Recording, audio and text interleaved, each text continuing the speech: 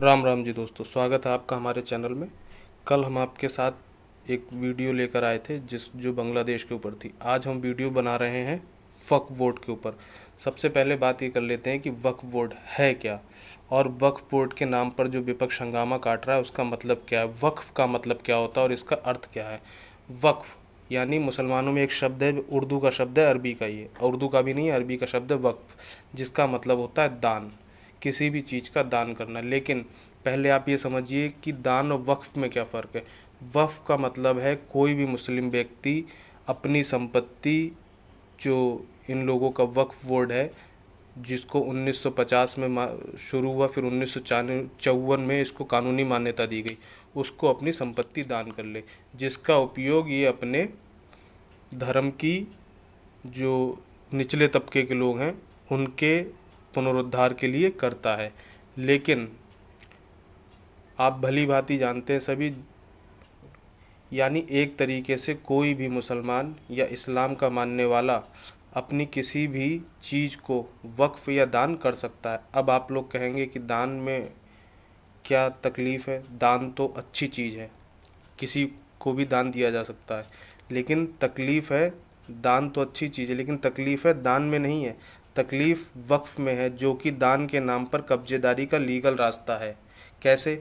Islamic कानून के मुताबिक किसी भी चीज़ का वक्फ किसी भी कमज़ोर और आर्थिक रूप से कमज़ोर मुसलमानों के पुनरुद्धार के लिए किया जाना चाहिए। लेकिन इसी वक्फ कानून की वजह से कई मुसलमान और ज़्यादा गरीब हो रहे हैं और कई पहले से ज़्यादा आर्थिक रूप से कमज़ोर हो गए, और इसका सबसे बड़ा फ़ायदा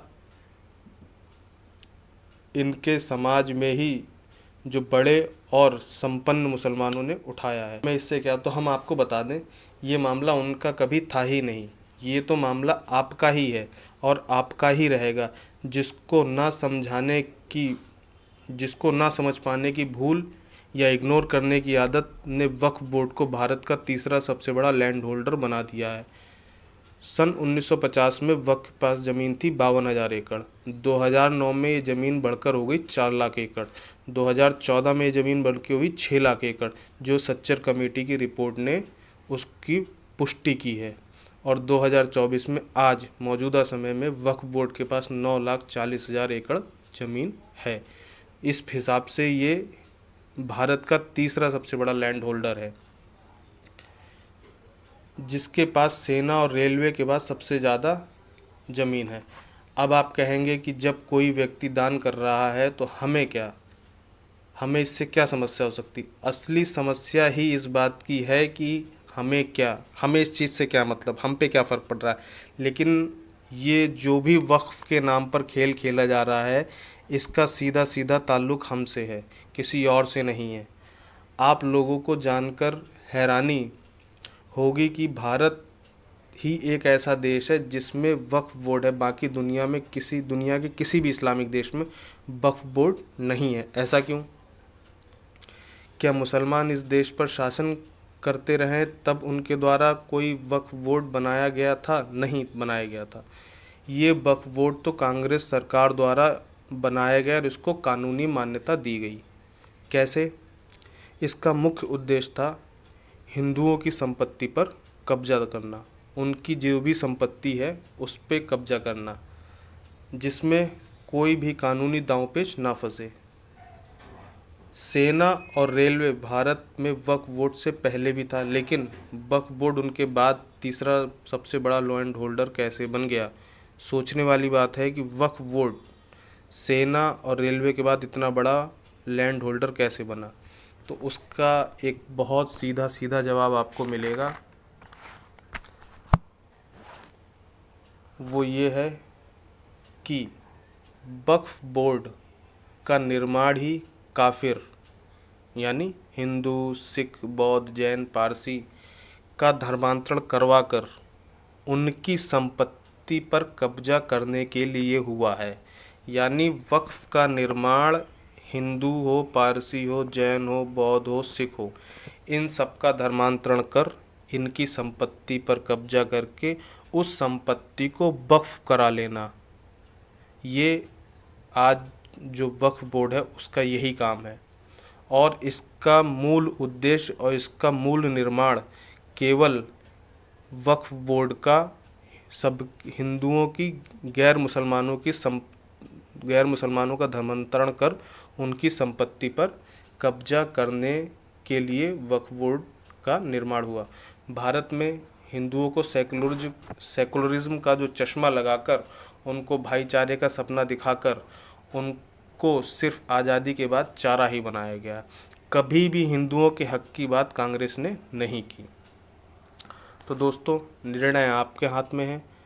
आपको क्या करना है, सेकुलर बनना है या अपनी धर्म रक्षा हेतु ऐसी सरकार का चयन करना है जो आपके हित में निर्णय ले सके। अब हम आपको एक चीज़ और बताएं। बहुत पहले, ये 90s की बात है, तब टीवी पर एक ऐड आया करता था। आज के जो बच्चे हैं शायद उनको नहीं पता होगा, आज की युवा पीढ़ी को नहीं पता होगा। एक ऐड आया करता था जिसमें एक कंपनी हेलमेट का ऐड करती थी, और जब केबल नेटवर्क इतना हुआ नहीं करता था, दूरदर्शन भी कभी कभी आता था, हफ्ते में एक दिन चित्रहार आता था, एक दिन कोई सीरियल आता था, हफ्ते के हफ्ते आता था। उस समय एक हेलमेट का ऐड आया करता था, तो उसमें एक व्यक्ति हथौड़े से नारियल को फोड़ता है। तो जब वो हथौड़े से नारियल पे वार करता है तो नारियल फूट जाता है। फिर उस व्यक्ति को बताया जाता था कि हेलमेट रखो, उसके बाद इस पे हथौड़ा मारो। तो व्यक्ति जब वो हथौड़ा उस हेलमेट पे मारता था तो ना तो हेलमेट टूटता था और ना नारियल। क्यों? उसके ऊपर एक आवरण आ जाता था हेलमेट का, और जो हथौड़े की मार है वो कौन झेल लेता था? हेलमेट। तो दोस्तों, आज भी वैसी ही स्थिति है। जो वक्फ बोर्ड है वो है हथौड़ा, और उसको चलाने वाले हाथ हैं सेकुलरिज्म के जो सो कॉल्ड मसीहा हैं, चाहे वो कांग्रेस हो, चाहे अन्य क्षेत्रीय पार्टियां हैं वो, और वक्फ बोर्ड है हथौड़ा।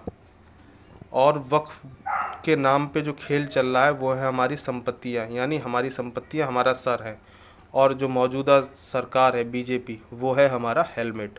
तो आपको देखना है, आपको अपना हेलमेट बचा के रखना है या आपको अपना हेलमेट उतार के फेंकना है। ये निर्णय आपके ऊपर है। क्यों? उसमें एक स्लोगन भी आता था। स्लोगन ये था कि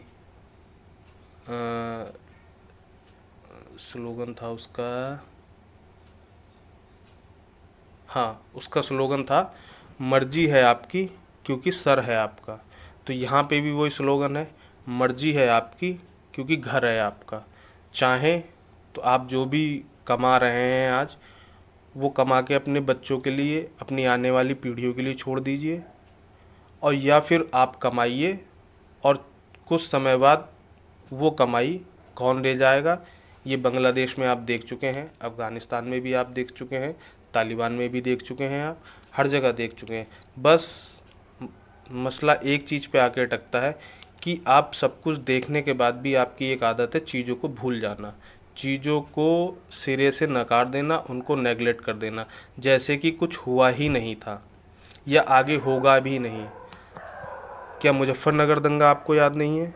क्या नोआखली में जो हुआ वो तो आज़ादी से पहले की बात है, लेकिन क्या अभी संदेश खाली में हुआ ये आपको नहीं दिखाई दिया? और वक्फ बोर्ड के पास इतनी ज़मीन आई कैसे? वक्फ बोर्ड ने आज तक जितने भी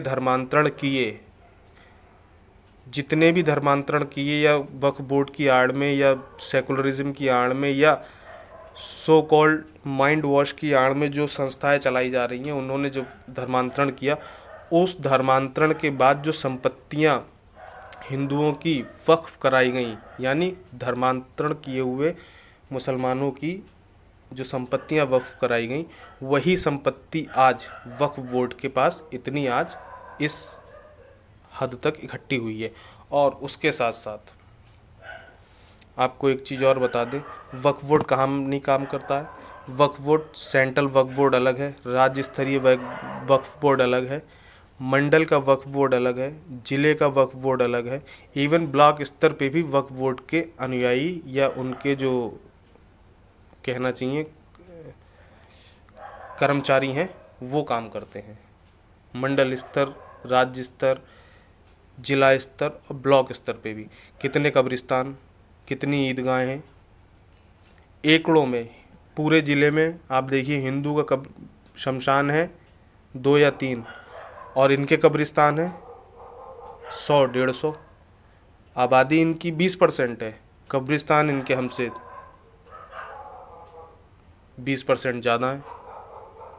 हमारे 4 हैं तो इनके 40 हैं, 80 हैं। तो ये चीज़ आपको देखना पड़ेगी, तो इसीलिए इसे नाम दिया गया लैंड जिहाद। ठीक है दोस्तों, राम राम। आगे फिर नए वीडियो में मिलेंगे। धन्यवाद।